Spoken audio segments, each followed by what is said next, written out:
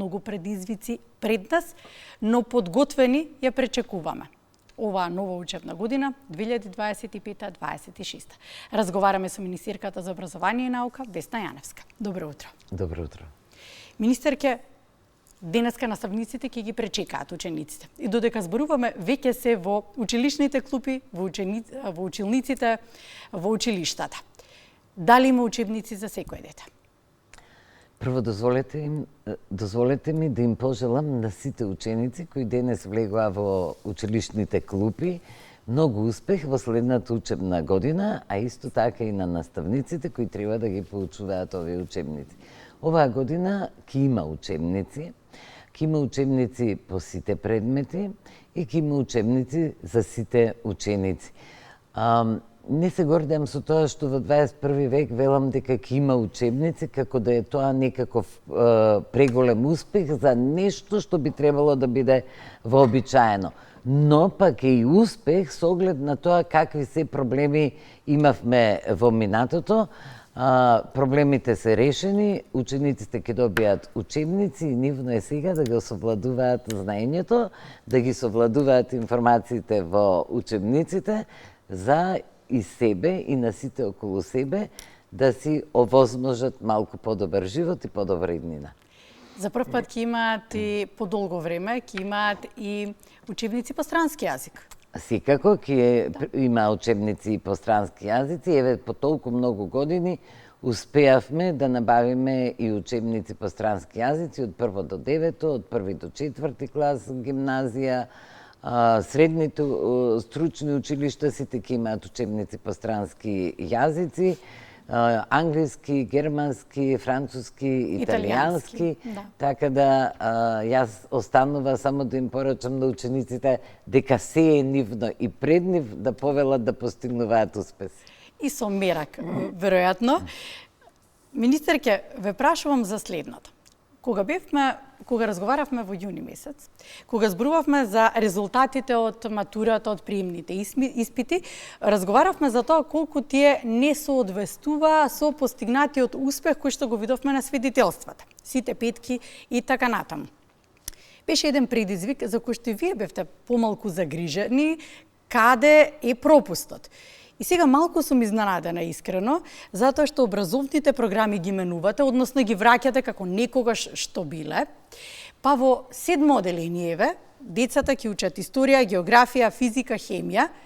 Подготвена ли е оваа генерација за еден таков предизвик со оглед на резултатите кои што ги имавме со полагањето на матурата, со приемните испити? Видовме на пропусти. Жал ми е што треба да кажам, но ние мора да си ја признаеме вистината. Потврлил целиот образовен систем и ние навистина покажуваме лоши резултати во образованието и квалитетот на образованието е низок. Но ние не измисливме ништо ново што не се случува во нашите околни земји или во Европската Унија, каде што ние барем целиме да постигнеме некакви повисоки стандарди. Ми се чини дека во изминатото се доби некаков впечаток дека учењето е многу тешка работа, дека децата треба да се одморни, дека треба постојано да се забавуваат, дека нели среќата може и на некој друг начин да се стекне. Во главном таа среќа е сведена на нешто материјално, наставниците многу бараат, наставниците се строги, лоши и така натаму. Основна работа на учениците е да учат, иако сите нивни врсници во сите други земји учат физика, хемија, географија и историја, можат и нашите. Само треба да го сватат значењето на знаењето. И не секогаш само учениците. Туку може би нивната околина, вклучувајќи ги и родителите. Од тука тешко лесно не е претешко. Нема ништо што е сосема лесно, освен да се забавуваме. Тешко лесно резултати мора да се постигнуваат и ќе се постигнуваат со малку повеќе напор, можеби, во одредени училишта, со одредени наставници, со одредени учители, но ние друг избор немаме. Оваа земја нема друг избор. Или нашите ученици ќе учат како нивните врсници, или ние постојано ќе пропаѓаме. Верувате дека со оглед на менување на образовната програма, која што воедно кажавте дека и во континуитет ќе трпи промени, верувате дека ќе постигнат повисоки резултати следната 2026 здравје, кога ќе полагаат матура, кога ќе полагаат приемен испит, со оглед на тоа дека велите видовме каде потврли системот, значи знаеме каде треба да се работи.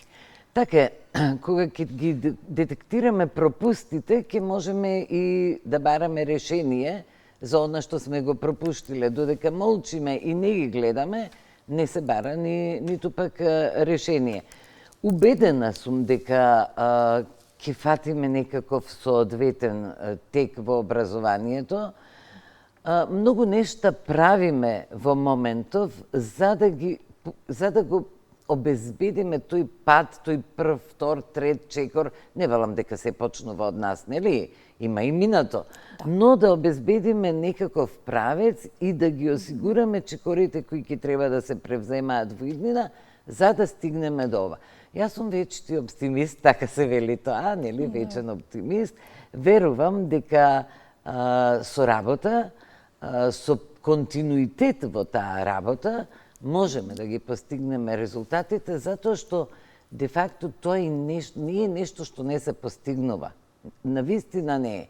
Ако ги споредиме генерациите, нели, некои од минатото, сегашности, и ако ги предвидиме очекувањата, има осцилации секаде, има некакви синусоиди секаде. Така да не мислам дека е толку многу страшно и дека нема поправање. Напротив, ќе има и сигурна сум дека ќе биде подобро. Како вечен оптимист, верувам дека каква енергија ќе дадете на нешто, веројатно и така и ќе ви се врати. Веројатно и размислувате, имате некоја стратегија во делот на првачињата. Во делот на тоа дека во Велес, за да се зачува оделението, па за да се зачува училиштето, веројатно, се формираат две паралелки со по два ученика. Таа одлука ја донесе општината. Верувам дека ја поддржувате, се со цел да се задржи и одржи образовниот систем, но заднината е која? Цели семејства се иселуваат, министерке. Една од причините зошто и се иселуваат, верувам дека вие доколку ги прашате, ќе кажат дека имаат подобар, квалитетен образовен систем некаде. Децата, што е потребно кај нас за да имаме добар и квалитетен образовен систем, нешто што нема да ги поколеба родителите да ги пакуваат децата и да заминат? Ова е навистина малку по-комплексно, за да го одговориме во 2-3 реченици. Ќе се обидам да бидам кратка колку што можам. Миграцијата всушност е глобална во моментов, сегде се случува во светот. Ако ние се придвижуваме кон Германија, германците кон Швајцарија, швајцарците кон Америка, се случува таков еден процес. Но овде и општествената ситуација сметам дека многу влијаеше на забрзаното иселување на граѓаните. Целата општествена ситуација во која владееше едно лошо милје за живот. Многу криминал, многу корупција, многу неправда, многу неодговорност, многу незаинтересираност. И одеднаш се создава една атмосфера дека ништо не чини, дека ништо не е добро, дека ништо не е вредно, и во една таква атмосфера, секако и во сиромаштија, тоа да не го заборавам, луѓето со право бараат подобар живот. Не секогаш тоа излегува така, не секогаш која ќе се најдат во некоја друга за која сметаме дека е поорганизирана и е поорганизирана, ти имаат подобар живот, но имаат право на тоа. Она што ни фали е дека свесноста за патриотизмот и свесноста дека ние сме државата, а власта може да е виновна за висока корупција, за неспроведување на правда, меѓутоа ние сме дел од таа држава и предпријатията кои не го исчистиле градот се виновни, но пак и граѓаните кои нели го фрлаат ѓубрето на улица, имаат свој дел во тоа. Како и да е, да се вратам на она што е цел на прашањето, што се треба да направиме. Треба многу нешта да направиме, треба да ги подобриме условите, треба да споведеме една кампања за значењето на знаењето на наставникот. Кампањите значајно влијаат на менување, да речеме, на свесноста и на учениците, и на родителите, и сите други чинители. Треба да обезбедиме учебници кои ги немало досега, треба да дигитализираме масовно, треба да им овозможиме и вештачка интелигенција да знаат и да научат што е.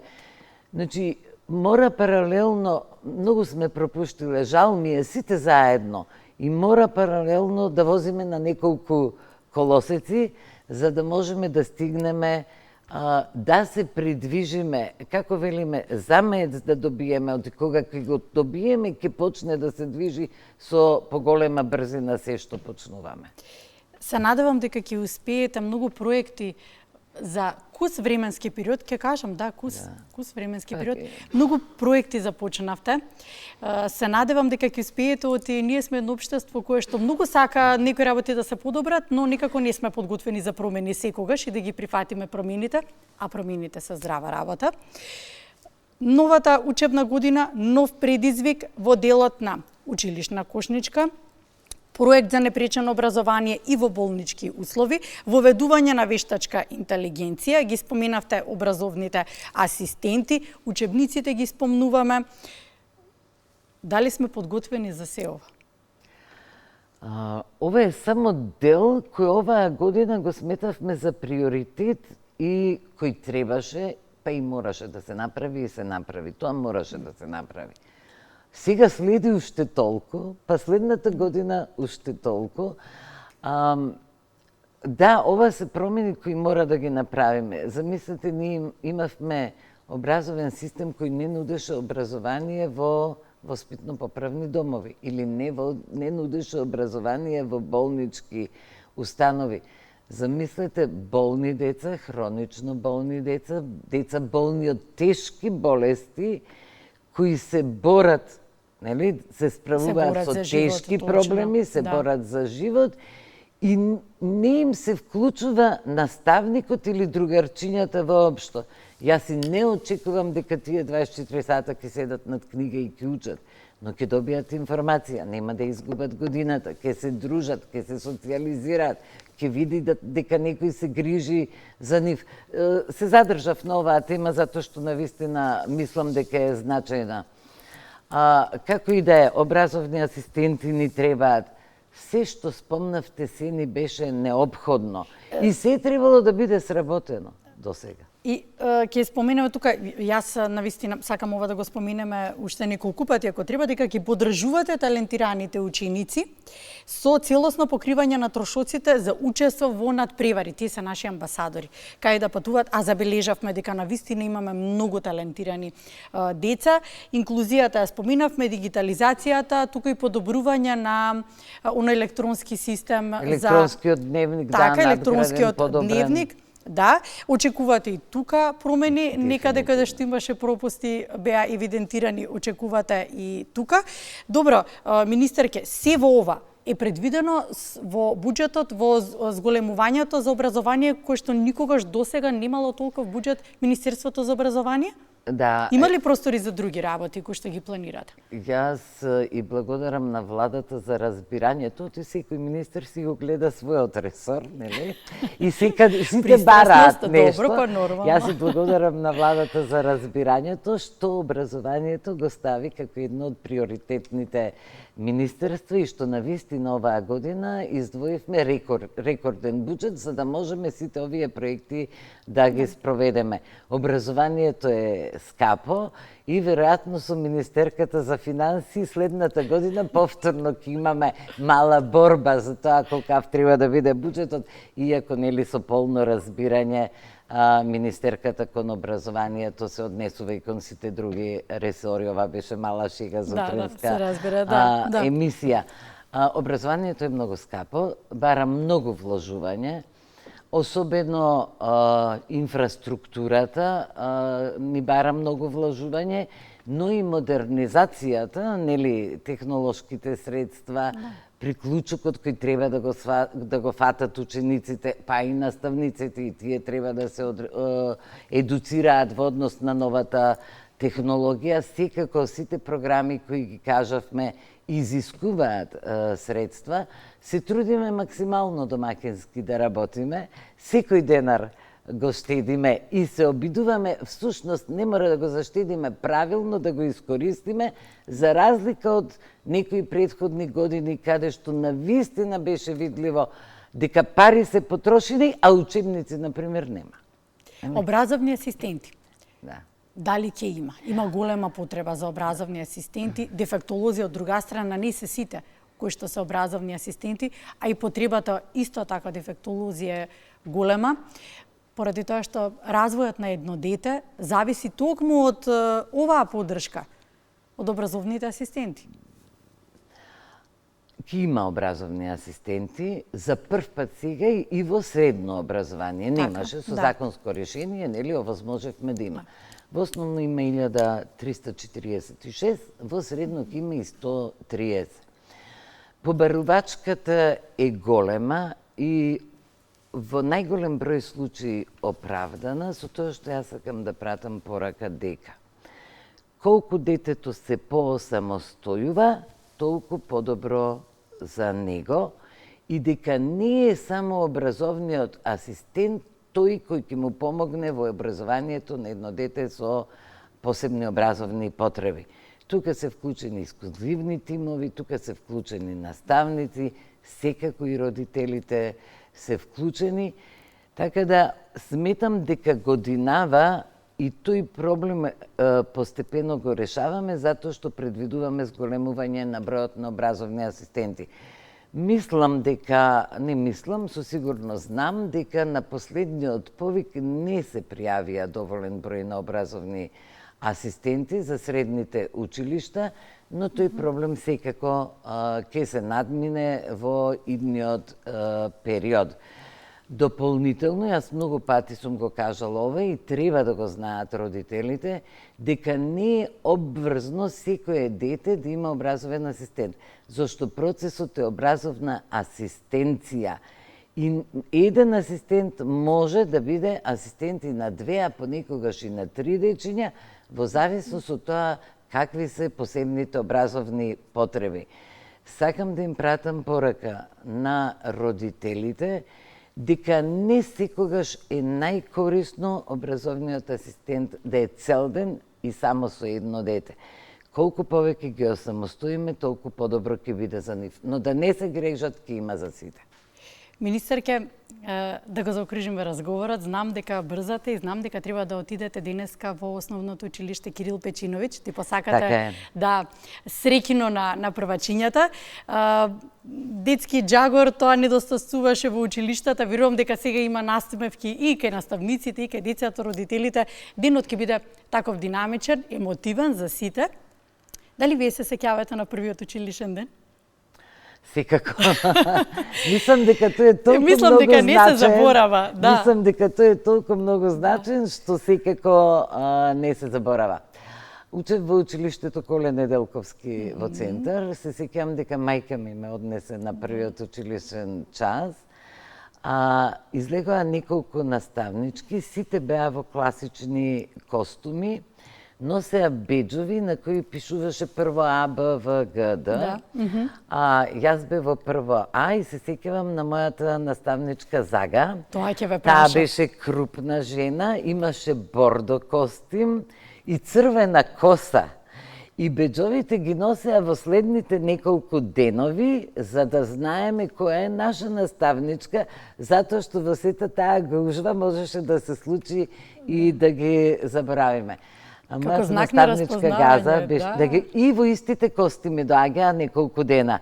што е нели убава порака за ќе ве децата да ги прашав. препознаат. Да, ќе ве прашав истото, која е пораката која што имате и до наставниците, колку е важно таа насмевка, тој став, тој значи се понатаму во првиот чекор на детето кога ќе влезе во училиштето. Јас исто така велам, никогаш нема да го заборавам првиот училишен ден и советите, насмевките, прегратките од наставничката тогаш, да. За учениците од прво оделение, извинете, а веројатно и во следните неколку оделенија, за некој цел живот, наставниците се втори родители. Наставниците се модели, животни модели на своите ученици и затоа е многу важно да сакаат својата професија, да се посветени на својата професија, да ги сакаат децата, да сакаат да ги научат децата и сигурна сум дека нашите наставници тоа и го прават. Резултатите ќе стигнат. Само треба да направиме една симбиоза меѓу учениците, наставниците и родителите, која добро ќе функционира. Од тука на наставниците им порачувам да си ја сакаат и да си ја спроведуваат професијата така како што треба, а на учениците дека учењето воопшто не е тешко, дека тоа е нивна основна работа, но дека колку повеќе знаат, толку побогати ќе бидат.